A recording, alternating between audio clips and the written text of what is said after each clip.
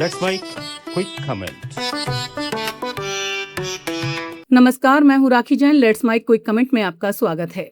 इतिहास बदला नहीं जा सकता, उसकी व्याख्या अलग अलग हो सकती है, लेकिन तारीखें और दस्तावेज नहीं बदलते। इसलिए जब किसी राज्य की सबसे बड़ी औद्योगिक परियोजना के इतिहास को लेकर मुख्यमंत्री का बयान रिकॉर्ड से मेल न खाए, तो सवाल उठना स्वाभाविक है। राजस्थान की पचपदरा रिफाइनरी को लेकर इन दिनों यही बहस छिड़ी हुई है। मुख्यमंत्री भजनलाल शर्मा ने सार्वजनिक मंच से कहा कि वर्ष 2018 में प्रधानमंत्री नरेंद्र मोदी ने इस परियोजना का शिलान्यास किया था, लेकिन आधिकारिक रिकॉर्ड बताते हैं कि पचपदरा रिफाइनरी का मूल शिलान्यास वर्ष 2013 में तत्कालीन यूपीए अध्यक्ष सोनिया गांधी और तत्कालीन केंद्रीय पेट्रोलियम मंत्री एम वीरप्पा मोइली ने किया था। वर्ष 2018 में संशोधित परियोजना के तहत निर्माण कार्य को नई गति देने के लिए प्रधानमंत्री नरेंद्र मोदी ने पुनः कार्यक्रम में भाग लिया, लेकिन परियोजना की शुरुआत और मूल शिलान्यास 2013 में ही हो चुका था। यही वो तथ्य है जिस पर पूर्व मुख्यमंत्री अशोक गहलोत ने मुख्यमंत्री को घेरा है। ये बहस केवल राजनीतिक नहीं, बल्कि राज्य की सबसे महत्वपूर्ण औद्योगिक परियोजना के दस्तावेजी इतिहास की भी है। आज के क्विक कमेंट में बात करेंगे पचपदरा रिफाइनरी के वास्तविक इतिहास, उसके राजनीतिक सफर और उस सवाल की जो सार्वजनिक जीवन में तथ्यों की विश्वसनीयता से जुड़ा है। पचपदरा रिफाइनरी की परिकल्पना राजस्थान को पेट्रोलियम आधारित औद्योगिक राज्य के रूप में विकसित करने के उद्देश्य से की गई थी। लंबे प्रयासों के बाद हिंदुस्तान पेट्रोलियम कॉरपोरेशन लिमिटेड यानी HPCL को इस परियोजना के लिए तैयार किया गया। सामान्यतः रिफाइनरी परियोजनाओं में राज्य सरकार की हिस्सेदारी नहीं होती, लेकिन राजस्थान सरकार ने 26% हिस्सेदारी लेकर इस परियोजना को व्यवहारिक रूप दिया। इसी मॉडल के तहत HPCL राजस्थान रिफाइनरी लिमिटेड यानी HRRL का गठन हुआ। वर्ष 2013 में इस परियोजना का औपचारिक शिलान्यास हुआ। ये एक दस्तावेजी तथ्य है। उस समय इसे राजस्थान के औद्योगिक इतिहास की सबसे बड़ी परियोजनाओं में गिना गया। इसलिए ये कहना कि परियोजना का शिलान्यास 2018 में हुआ, रिकॉर्ड के अनुरूप नहीं माना जा सकता। हालांकि कहानी यहीं समाप्त नहीं होती। शिलान्यास के बाद परियोजना अपेक्षित गति से आगे नहीं बढ़ सकी।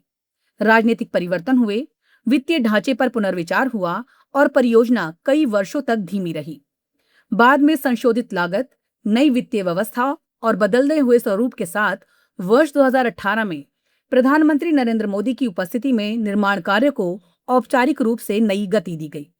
इसलिए 2018 इस परियोजना के पुनर्प्रारंभ और तेज निर्माण का महत्वपूर्ण चरण है, लेकिन मूल शिलान्यास का वर्ष नहीं।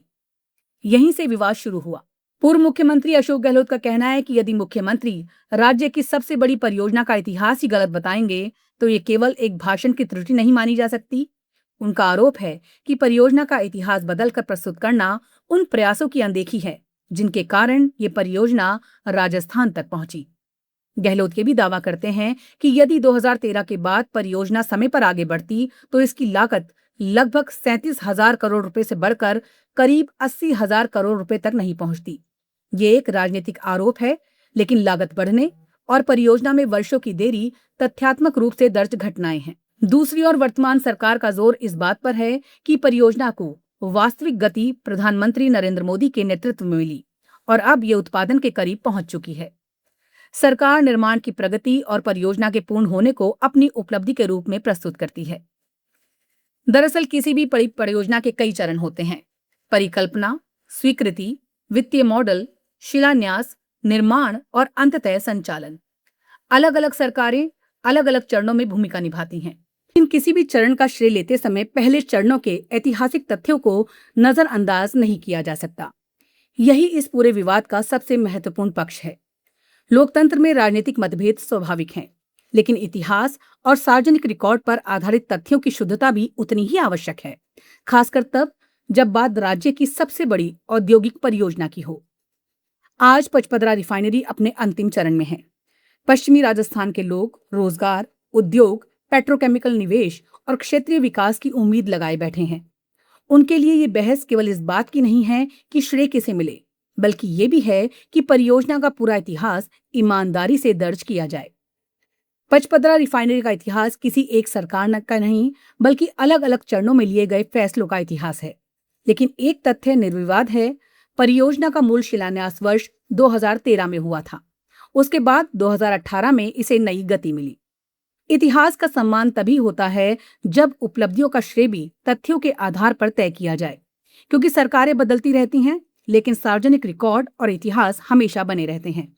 फिलहाल के लिए बस इतना ही। नमस्कार। It's time for news. It's time for more than radio. Presenting the first radio news app, Let's Mike. Let's Mike, a news-based app on your phone where you get to watch and listen news, talk shows, interviews, radio show podcasts. On Let's Mike, you get all relevant information of TV, print, radio, podcast, and digital. Let's Mike talks about every segment of life.